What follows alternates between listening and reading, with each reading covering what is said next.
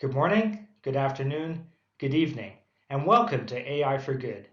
We hope that you, your friends, your family members, and colleagues are all keeping healthy and safe. My name is Fred Werner from the ITU, the International Telecommunication Union, and it's a privilege for me to introduce today's webinar. Now, the ITU is the United Nations Specialized Agency for Information and Communication Technologies, and we're also the organizers of the AI for Good Global Summit alongside Xprize Foundation in partnership with 38 UN sister agencies, ACM, and co-convened with Switzerland. Now, the goal of the summit is to identify practical applications of AI to advance the Sustainable Development Goals and figure out how to scale those solutions for global impact. Now, I'd like to think that one of our claims to fame is that we are action-oriented and we are more than just a talk shop, and I believe that today's session is a perfect example of that.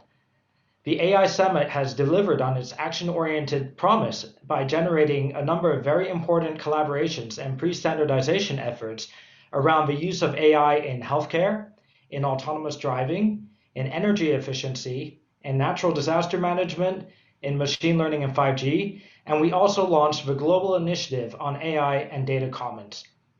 And today's webinar is no exception, as we will look at how Xprize launched the Pandemic Response Challenge in record time, generating groundbreaking solutions and very important learnings that we can all benefit from. So without further ado, I'd like to introduce today's moderator. His name is Amir Bani Fatemi, and he's the Chief Innovation Officer of Xprize Foundation, and he's also one of the pillars of the AI for Good Global Summit since the very beginning. So Amir, welcome, and the floor is all yours. Thank you very much, Fred, and it's a pleasure to join again the series of webinars we've started a year ago. It's been exactly a year when we all went into confinement and starting doing our events online. And what a year it was. We have learned definitely a number of things. AI for Good was from the beginning an intention to create a global conversation and a dialogue, but also an action-oriented effort about how we can come together to solve for sustainable development goals. And as machine learning and data and artificial intelligence is more and more prevalent and pervasive into any aspect of our life, we try to understand together how we can apply AI more efficiently to solving the sustainable development goals, but also how can AI becomes a force for good, while it can also be a force for bad. And this dialogue have also showed us that in fact, action is important and collaboration is important. So when the pandemic hit and we all had to go into confinement, the conversation was how can we play a role and have an impact into making society go back to normal, keeping people safe, and understanding how we can be more resilient. And this effort was not only done by us, a number of organizations globally did that. And I think we have to recognize the global coming together for combating COVID-19 and also getting back to business and keep people safer. On our side, because with ITU, Xprize and ITU have been started this conversation about impact of AI on society, and we had some background on creating frameworks and getting organizers together and data science, machine learning experts and problem owners together, we thought about how can we actually play a role into combating COVID. And we naturally created a gathering about all the partners we're working with, and we come up with an alliance to combat COVID, and we called it the Pandemic Alliance. Out of this Pandemic Alliance, a number of projects came out.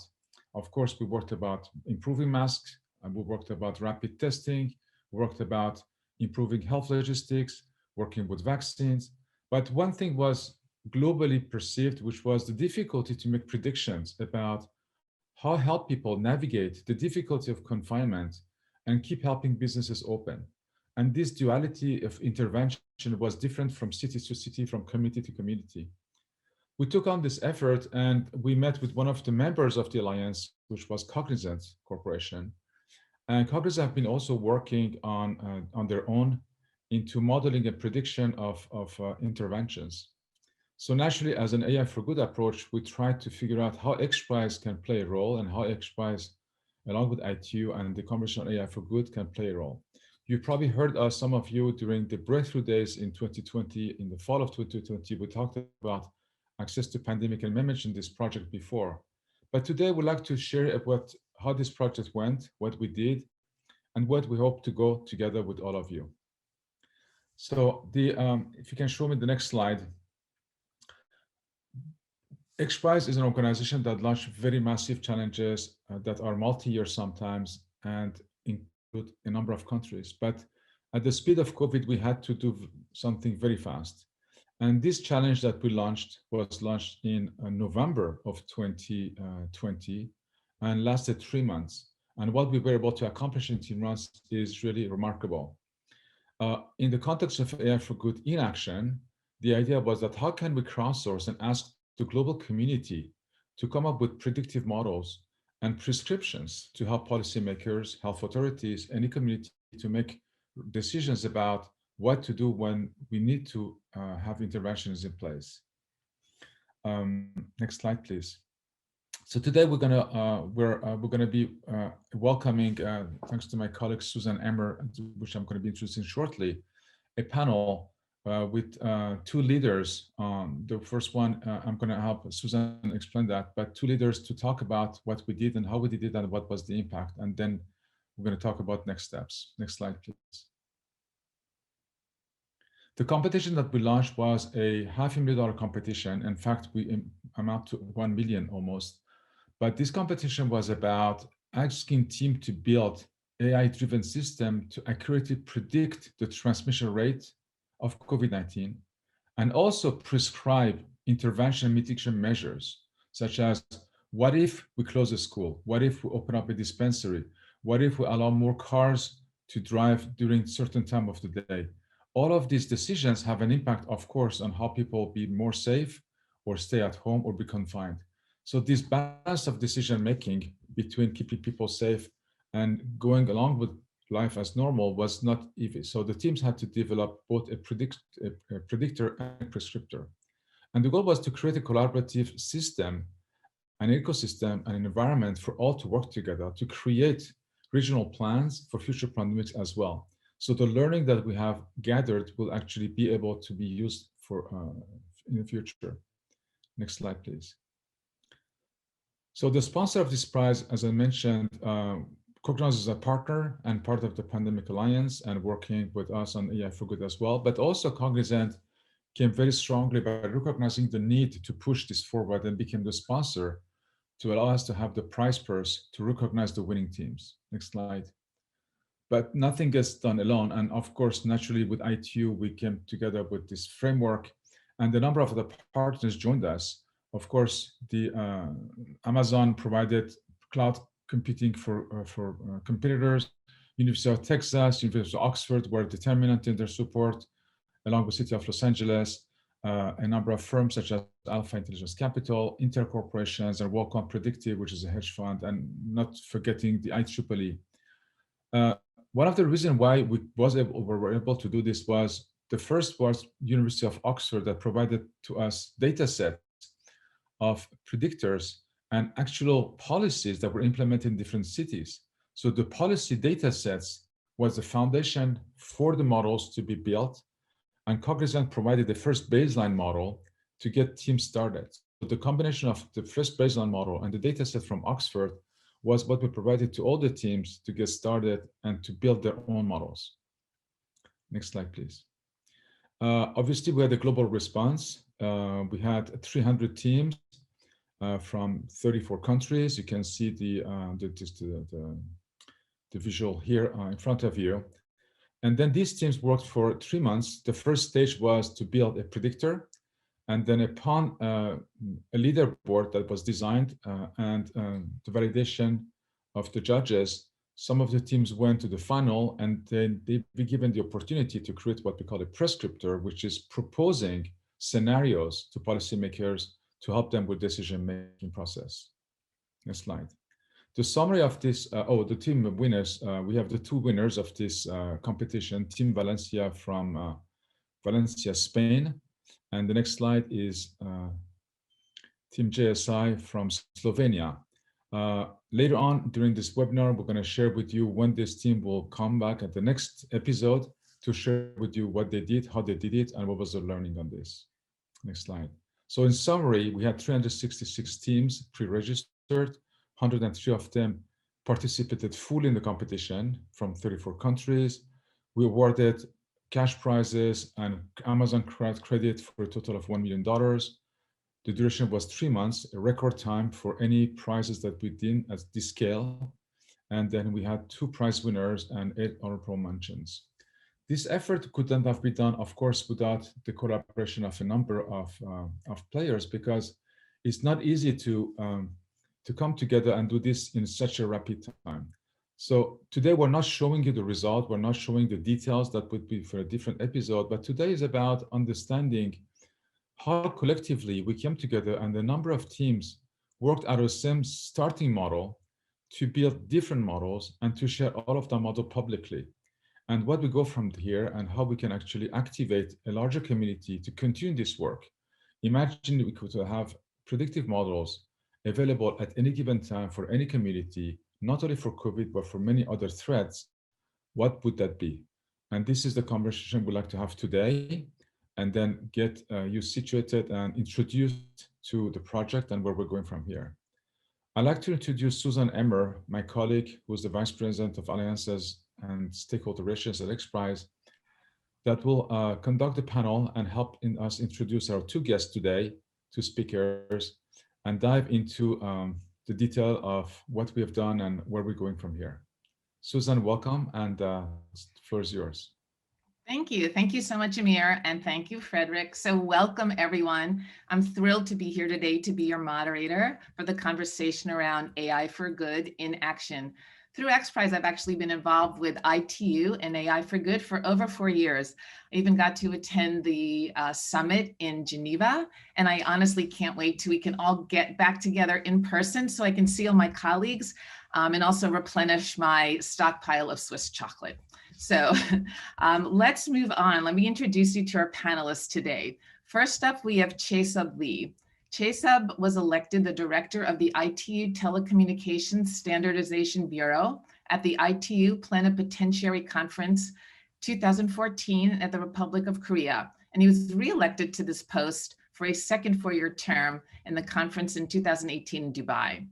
Dr. Lee has contributed ICT standardization for over 30 years, specializing in such areas as integrated services, digital networks, ISDN, global information infrastructure, GII, internet protocol, next generation networks, NGN, internet protocol television, IPTV, and cloud computing. He started his professional life in 1986 as a researcher at Korea Telecom. After 17 years, he took up a role at the country's Electronics and Telecommunications Research Institute, ETRI, where he stayed for the next 8 years. Most recently, he worked at the Korea Advanced Institute of Science and Technology, KAIST, as a senior advisor to Korea's Ministry of Science, ICT, and Future Planning. Within ITU, Dr. Lee served as chairman of the ITU Focus Group on Next Generation Networks to address the growing need for international standards for NGN, including service requirements, functional architecture, mobility security, and quality of service, QoS. Chaesub, you win the prize for the most acronyms in a bio ever. Okay, moving on to Brett. Brett Greenstein. Brett is the Senior Vice President and Global Head of AI and Analytics for Cognizant. Brett leads Cognizant's Global Artificial Intelligence and Analytics Business Unit, focused on helping transform their clients with the most differentiated capabilities and offerings for data modernization and AI.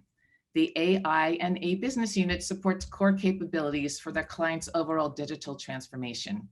Brett is also helping to drive AI and data transformation across Cognizant's business units and to lead the effort on responsible AI for the company. Prior to this, Brett led IBM Watson's Internet of Things offerings, establishing new IoT products and services for the industrial Internet of Things. He built his career in technology and business leadership across a range of roles throughout IBM in software, services, consulting, strategy, marketing, and as IBM's CIO for Asia Pacific. He has worked globally in these roles, including living in China for 5 years, working with clients and transforming IBM's IT environment. So it's very clear we have 2 extraordinarily accomplished and interesting panelists. So let's get started. So the first question is for Brett. Brett, how was crowdsourcing a determinant in the success of the pandemic response challenge? It was essential. I think that the challenge, the pandemic we all faced was so large and overwhelming and also rapid in its proliferation across the world that the idea that any one group could possibly make a dent in this problem was unthinkable. And yet there were pockets of people doing incredible work. Within Cognizant, we had associates who are deeply passionate data scientists who also care a lot about community. And without approvals or asking permission, they just started working on what was possible using AI to get predictive models. They were looking at the data sets available around the world. Oxford had begun to publish some initial data sets around the spread of the disease, but they also used crowdsourced data. They had armies of volunteers scraping websites and Twitter feeds and everything else to understand the policies for intervention that were going on. They brought all that together into a data set that everyone could access. We partnered with them and began using that data, and the insights were profound. This was still in the April and May timeframe, and already we were able to predict that we wouldn't be able to get children back into schools, for example, even into August and September last year. So I had family members asking me, are we going to college in the fall? And I said, you're not, you're going to be at home. Don't buy sheets, don't buy furniture, be ready. Remote education is coming. And it was hard to believe in April and May that we would still be in that position, but the models told us that was true. And I think what it really touched on for all of us was the power of collaborative data and collaborative AI was immense. And what we were looking for was a way to amplify that. And it was in the conversations with Amir and Xprize that it became really clear that perhaps we could mobilize far more data scientists to really put a spotlight on this and to find new and more innovative ways to see what's coming ahead. I don't think it could have been done without crowdsourcing. Thank you, Brett, and thank you. It really is true about the power of collaborative data. So Chesa, how do you see this type of crowdsourced response to pandemics being further supported and replicated on a global level? Let me start with this as a basic. The public owns so many of data by nature and has a very serious responsibility to use of data for good. I believe this crowdsourcing is one of the ways to how we can collect all this public interest together. Especially, this public has some very interesting features like one domain of public has a stronger relationship with the other domain of public. I believe this relationship will be a crucial role to extend the value of data. We are sharing the data based on each public's responsibility. I believe there's each crowdsourcing project, public project have their own responsibility, I believe, but this should be connected together. But however, so I think it's the public-oriented project in this regard is very useful and suitable approach to demonstrate this benefit of this data for good. But however, we should seriously take into account how we have issued security and privacy. So very unfortunately, we often saw some problems, some like community activities or public projects in terms of this security and privacy. So each public domain should enhance their own integrity as well as ensuring the situation of all connected public domains. So taking into account of these perspectives, replication or application of such a project in global scale would be, I want to say, it's a way of to extending the value of data to global public benefits. But as I said before, this would be more challenging because this needs global agreement with a very stringent but more inclusive governance policy. So which should take quite a long time, take into account of this something different of these communities. So I'm wondering if those timing issue might be a fundamental hurdle, but in any case, I would encourage, we will challenge any places where available as soon as possible.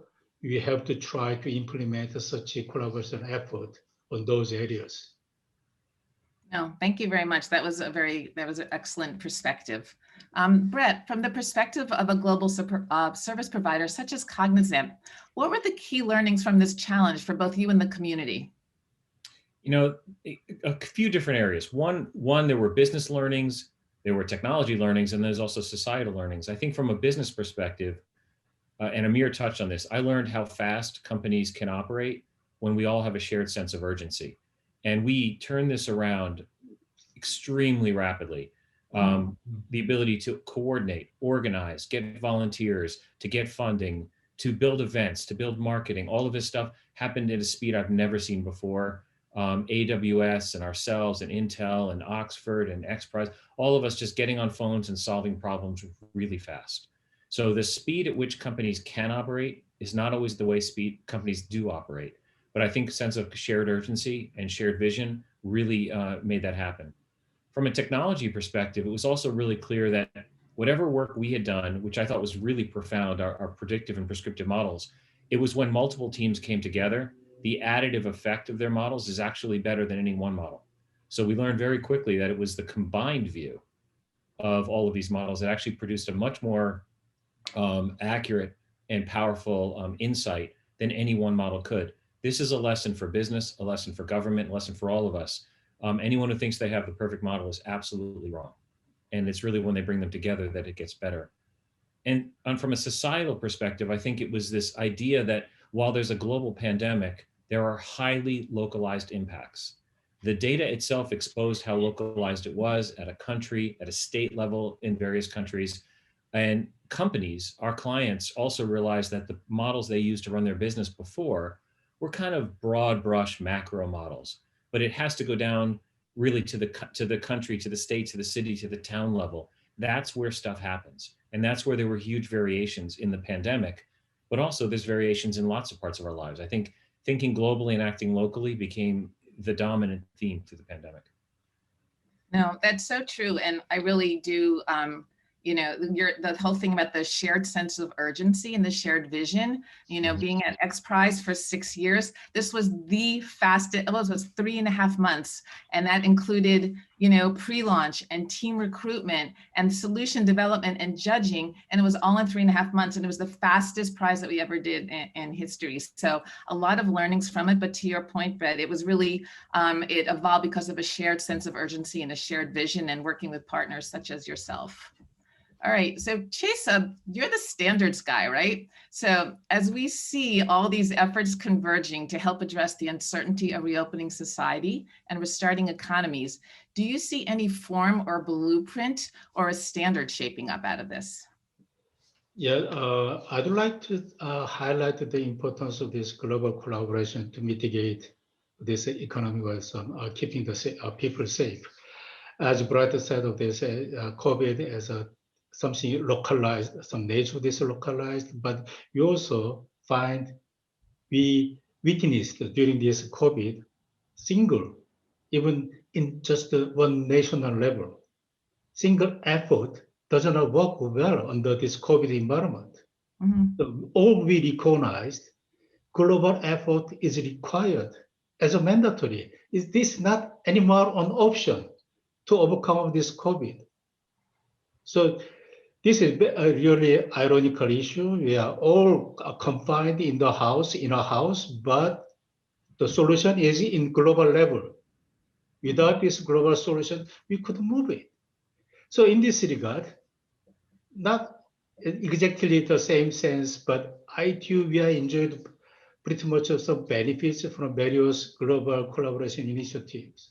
For example, we have a Fiji Financial Global Initiative with collaboration with the World Bank and some the Bill Gates and Melinda Foundations, AI for Health with WHO, AI and Data Commons with Xprize together, Machine Learning 5G Global Challenges, and United for Smarter Sustainable Cities.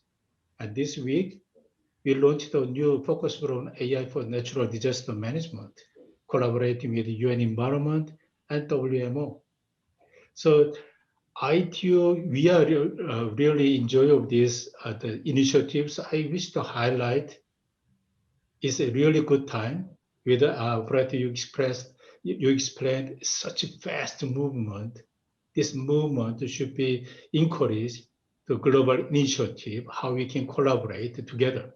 So ITU as a UN system, UN special agency, we are ready to serve as a common platform to collaborate with the public and private domains. So this is what my view on this subject. No, thank you, and we're glad that we have this. They have this platform because this this whole pandemic showed how urgent it really was. Sometimes you need something like this to sort of shine a light on how the world needs to get together. So thank you for all that you do. Okay, so back to Brett. I feel like a little ping pong match here. So the pandemic response challenge was a true partnership between Cognizant and Xprize and ITU and Oxford. Would you say that this partnership is novel in your experience, Brett? And if so, how do you see this example influencing the way you'll go about future collaborations? Obviously, besides wanting now to work with Xprize and ITU and and Oxford on everything. Yeah, it is novel, and not that we don't all partner across the industry all the time, but pre-pandemic, collaboration was at a glacial pace. It's something you do to define something. You have working groups. 3 years later, you produce something, and everyone feels that they've participated. But what I see now more is almost a pop-up mentality of collaboration. An urgent issue comes, people rally together, the community or the network they have that could work on that problem, and we begin working. I also noticed that, perhaps it's a bright spot in the fact that we're all remote right now, we're able to get on the phone or get on video immediately. We didn't have to plan trips, coordinate events, decide when we're all going to be in the same city. We didn't do any of that. We just got on the phone or got on video and said, let's do this and let's talk again on Tuesday. And we just kind of plowed ahead. It became agile sprints driven by people who were not gated by travel, who had a shared vision. And it's really inspiring to me. It's how I want to collaborate going forward. There's lots of room for face-to-face, and I miss that as well. But decisions happened at the speed of video. They didn't happen at the speed of travel. And that was a big plus. I think having shared common vision as well was good. And I also think we did this in a way that it wasn't high investment for long-term return. It was small investment for quick return, that agility. And I think it allowed companies and all of us to come together without a ton of bureaucracy. And instead, it was just obvious what the right thing to do was. I can't even tell you how positive and collaborative the discussions were with us in AWS, that we turned things around just so quickly on what could be done. We each kind of approached this from that mindset of what can we each do to help, not what do I want from you. And when you approach it from how can we each help, everyone had a different role to play, and we all knew what our role was, and it was clear. And some helped more than others, but we were all in it together. And so as we look at other problems going ahead, I see a ton of ways for us to replicate that model. And it may be different, partners in each different problem we work together on. But I'm going to take this with me from now on how to approach problems better. Right. I love your term, pop-up mentality of collaboration. That's really interesting. And, hopefully people realize that you can turn and you can be agile and you can have a pop-up mentality and collaborate on a dime like that when it's needed. So I do like that term, and I'm going to steal it from you and use it at some point in time. So Chesov, I have a similar question for you. AI for Good has been operating for over 4 years now. Could you share with us how collaborations like this might inspire the future direction of the AI for Good program? Yeah, to my knowledge, to my memory, around, I think it's until 5 or 6 years ago, the public communities like UN systems or some of public communities generally raised concerns about the AI, some of machine learning robots, while hesitating to look at positive side, such as we have remove humans or steal the jobs and ethical behaviors, something like that. So ITU as a UN agency, special agency on ICT developments, so we approached of this issue to look at positive side since year 2016. That is why we called AI for Good. At the beginning, it was very challenging. Even inside IT, it was very challenging. You have to take into account of this negative side. We received many, many comments. I want to say AI for Good Global Summit contributed to initiate such a dialogue, how we can look at this AI machine learning to use in good directions. And we contributed to set the platform to deal with this positive side, to look at the positive side. So like AI and data for common good and public benefit. This is good motivation. AI for Good Summit is dealing with many areas in these objectives like health, including pandemic, environmental aspect, educations, but mostly mainly subjects to meet all these UN Sustainable Development Goals. And we are adding now something subject on the culture and the art experience aspect. So this summit is transformed since the last year to always online, all year round. So which allows us better flexibility in terms of these issues and the formats. In addition, more reachability to the world. Not necessarily need to come to Geneva, everybody, such expensive areas. So taking into account of this COVID pandemic, and we are very serious, it's very huge negative influence to the SDGs. We are very keen, UN system is very much concerned about that. COVID has a serious influence or something, the withdrawal back of this SDGs in around 10 years. So the summit is now being challenged to bring up this problem owners and the solution providers together to find out, to meet all these people's and the public's need. So this, since the last year, the AI for Good continue go in action now. So this is our futurist direction for the moment.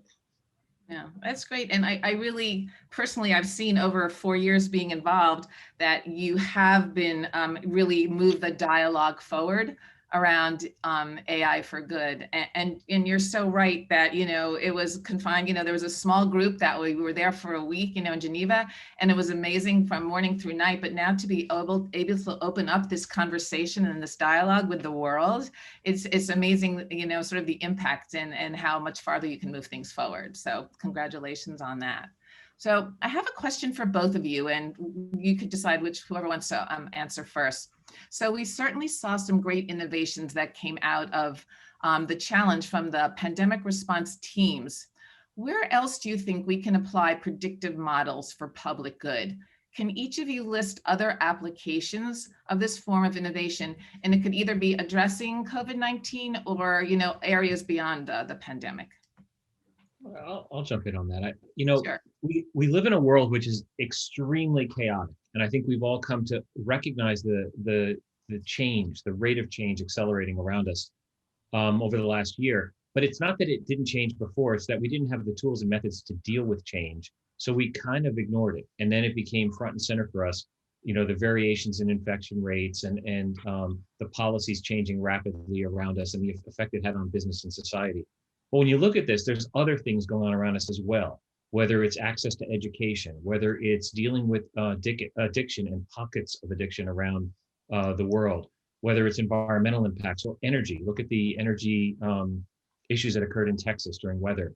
How do we better optimize the production and distribution of energy? How do we enable improvements in the environment? How do we live in a shared world that has all these chaotic pockets are all over the place, deal with better prediction and better prescription of what the best things to do are to improve it for all of us. So I see a lot of problems. I think the key is looking for problems that have the right rate of change where you can predict and then also determine whether you helped in a near enough time frame.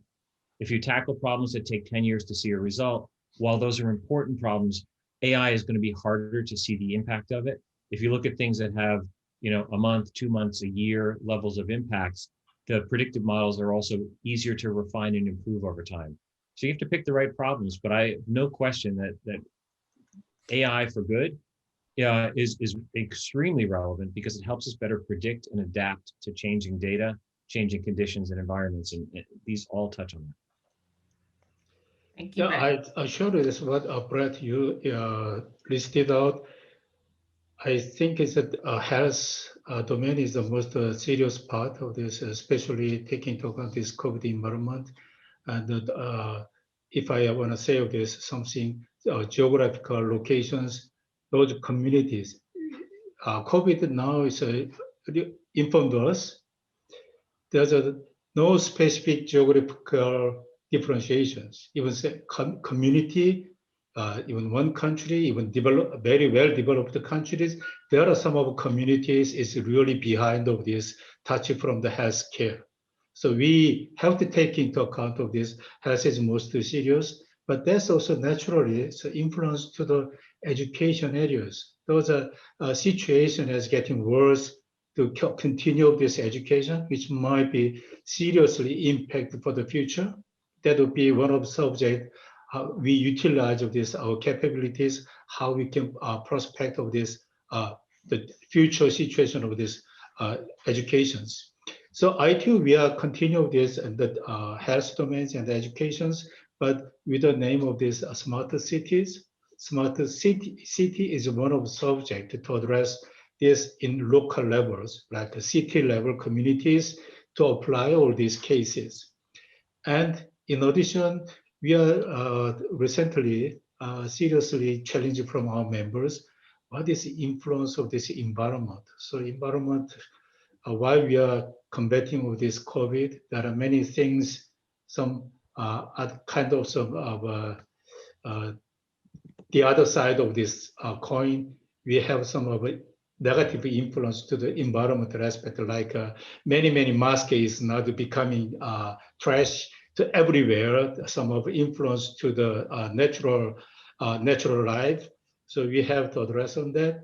And also, as I said before, natural disaster the management, we are foreseeing of some how we can better prospect of this the natural disaster is assuming of this on top of this COVID, if we have any country like Indonesia very recently having such a natural disaster, how they overcome, how they survive of such environment. So that could be the important subject areas, how we utilize of this. Thank I you. just want to jump on that a little bit. So Jason, one of the things you touched on was how volatile things can be and how something that happens in one place can affect somewhere else. What we all have to get better at is using data to see the signals that are indicative of problems that occur. Tweets and discussion happening in Hong Kong can have effects all over the world. Lots of things that happen can be early indicators, for example, of what's going on, from weather or other effects. I know, for example, there's hundreds of thousands of volunteers who run their own weather stations simply to provide data back to the collective good so we can see things that are happening. I think these signals are indicative of what's going on in education and civil unrest and all the challenges that face us, and we live on a shared environment. And so I think what people have often missed was they looked in their own part of the world, and I think what you touched on was really the need to look across and to use data and AI to help us do that. Yeah. Thank you. And actually, as a follow-on to that, I think it's timely. I'm going to go a little rogue here, and because I do see a question in the chat that I'm going to bring up now because I think it's timely. So Marco Karugi, and sorry if I pronounced your name wrong, he asked, what are the approaches you have identified in your experience with COVID for timely and efficient transfer of learnings among different localities? So this is to your point of like this different signals and how do you transfer these learnings? One of the things I really admired during this pandemic challenge, but also just generally as a technologist, is there are platforms for sharing that already exist. And people do use them. It's just that they didn't really leverage them fully. But what Oxford did with their data sets, they had volunteer armies collecting, scrubbing, looking at Twitter and everything else to really produce the data. And then they shared it outbound, via GitHub that all of us could consume. We took that data without any, investment or decisions, and we built models. And then we published those models on the internet completely for free for everyone to see. We weren't doing it commercially. We just did it because the internet was an available platform to use, and it was easier to express what we were doing by by showing the models and letting people actually interact with the models. And then we've published, papers out to the, public sharing environments that are all used around the AI community. I think if we use the vehicles that exist and focus more on publishing and sharing, we will find so much help, volunteer help and extra help, and also find new talent out there who is just hungry to innovate. If we could get them access to data and give them environments in which to share. Yeah, I fully concur with what Brett said. As soon as possible, we have to utilize our existing platforms as much as possible. Especially, we are very keen to how we can extend the use of this mobile platform, because most of these community peoples use, even still half of the population is not connected yet. But so we are very keen to support of that. The most, I think it's the mobile platform is the most useful platforms. Taking, for example, you may imagine of this, if you can distribute some of health related, how protect of this COVID through the mobile phones with something minimum financial service, financial availability, many people, much more people save of their life. So this is one of the examples. I think is we have to quickly address all this, how we can bestly deploy of this the service over our existing platforms. Great, thank you both. So, okay, so we've been talking about like key learnings from the Pandemic Response Challenge. So our vision is to continue efforts towards using AI for both the common good and public benefit. So to do so, we're planning to create a public service utility where a global community of innovators and thought leaders can continue to enhance and to utilize a collection of data and AI, both in the context of current and future pandemics. So Brett, let me ask you a question. We talked a lot about collaboration. How can we gather a global community to continue to support the creation of an always-on resilience prediction machine? That's an interesting and global challenge. I think if you look across, I'll go back to something that's been around for a long time. The SETI at Home program was a lot of people who got together because they cared about looking for intelligent life in the universe. And then since then, other global initiatives have come through, like the World Community Grid, which is used to help, using screensaver time and workload on laptops to help compute and help find medications and drugs. I think the potential for all people to collaborate is there. And I think the intent is there. I think people actually want to. And when I looked at what Oxford did, I saw the initiative they took to share data. Each of us knows things about the world, and whether we're using mobile applications to generate and create and share data, whether we're publishing data we have access to, I think the real value will come as we motivate people to do so more.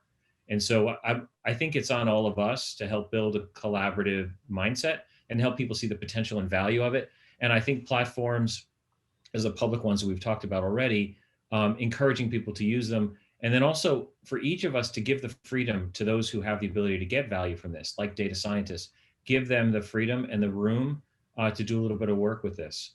I look back to the early days of the web and how innovative people were when they start to learn HTML, and the types of information people shared in the beginning, purely on their own time. And even today, much of the content on the internet is generated for free by people because they care about something. The fact is, we know things. That's the data we produce and we understand. And if we can help people to share it, data scientists and others can put that to work and generate amazing insights. Yeah. Thank you. I love your example of SETI because I do believe the truth is out there as an X-Files fan, right? So Chesa, how would you imagine this effort aligning with the UN mandate to provide benefits of AI to all member countries and their citizens?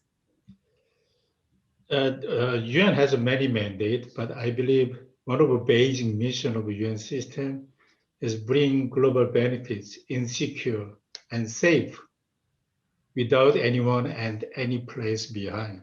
This is my general understanding. So this is why UN agreed to set the theme and detailed projects called Sustainable Development Goals, which is the objective at year 2030.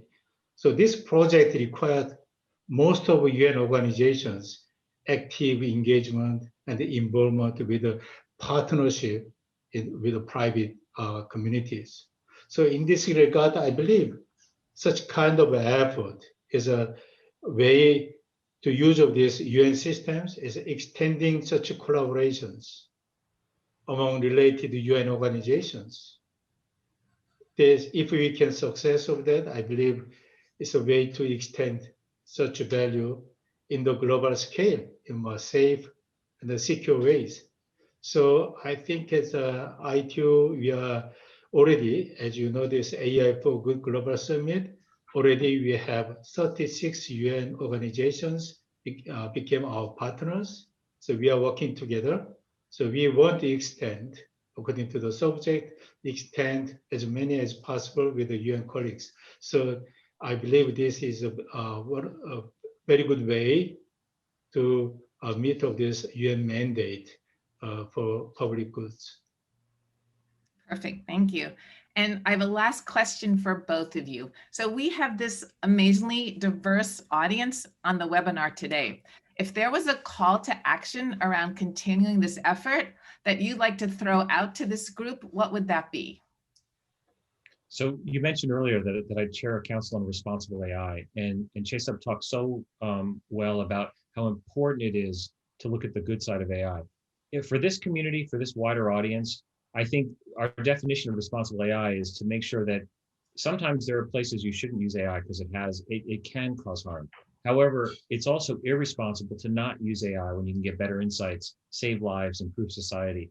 I guess I would challenge everyone to really rethink what they define as responsible AI. I think it's effectively almost malpractice to not consult with AI systems on highly complex problems, and to consider where you should be using them, and challenge yourself to make sure that you're not making decisions from gut feel or historical models, but really whether there's a better way, using data and AI to make the decisions that matter in your life, in your business, in your society.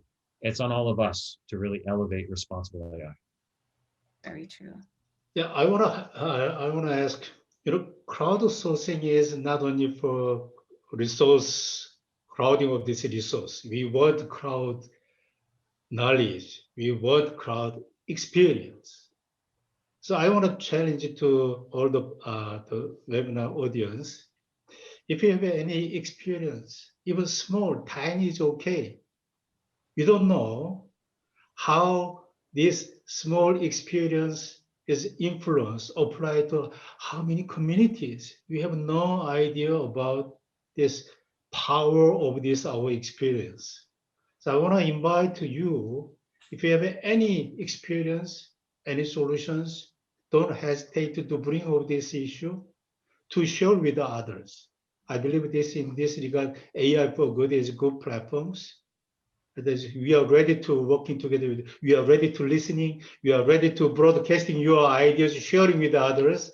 So I want to encourage all this audience to be brave, be challenged, to bring over your experience. Wow, I couldn't have ended it better myself. Thank you, Jason. We didn't even plan that, but that was great. And I wanted to thank you. I want to thank you both so much. This was such a fascinating conversation. There was nonstop food for thought. We can go on. And the good thing is we'll be having 2 more webinars, but I really want to turn the floor over now to my colleague, Andrew Tauhert. He's the VP of Partnerships at Xprize, and he will talk to you about upcoming activities. So once again, big hand. Thank you so much, Brett and Chase. It was really a pleasure and always great to speak to you. And my brain is spinning right now. So thank you. Thank you very much, Susan. Thank you, Susan, and thank you again, Brett and Chase. It was enthralling to listen to and energizing moving forward. But that's exactly the point. We even had a question that already came into the chat asking this very thing as well, as how can you get involved?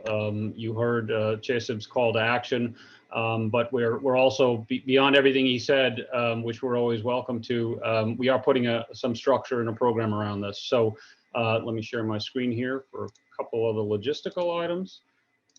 So we are planning, this is really part 1 of three-part series, and we have 2 more webinars coming up. We're still working out the exact specifics, but here's roughly what we're looking at, March 25th and March 31st. The next one is really to really understand what those teams that Amir had showed you, Valencia and JSI before, to get to meet them, to understand what they built, how they went about it, what their journey was like, even some interesting experience they've had dealing with public health and building these tools and making them available to public health.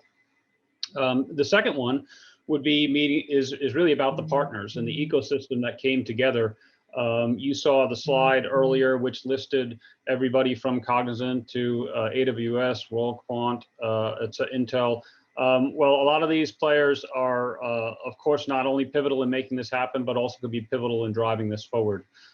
So you're going to see some more coming shared in that. I'd like to, what we're going to be doing in beyond these webinars is we are putting together a program, as Amir had said, or as Susan had said, that it is designed with the premise of being a public service utility, if you will. So I'll plant the seed right now that if there's any of you in the audience that would like to contribute AI models or help in the building of those, just like our competitors on this prize did, we are going to open it up to its other forms of contribution, ideally in an open source environment, which is what we'll be standing up. B, data sets or the identification of data sets. The Oxford data set was pivotal in executing on this plan. Without that, we wouldn't have had the baseline with which to build these models, but it doesn't end there. These could be data sets that help us apply models like this towards specific applications or extend them and continue to train and validate them. 3 would be people or organizations who have skill sets that can help us in the building of this platform, in assembling this, expertise in AI and ML that we can do this collation and ensembling of models. And then lastly, any other organizations that can just help get behind the cause and give it a voice.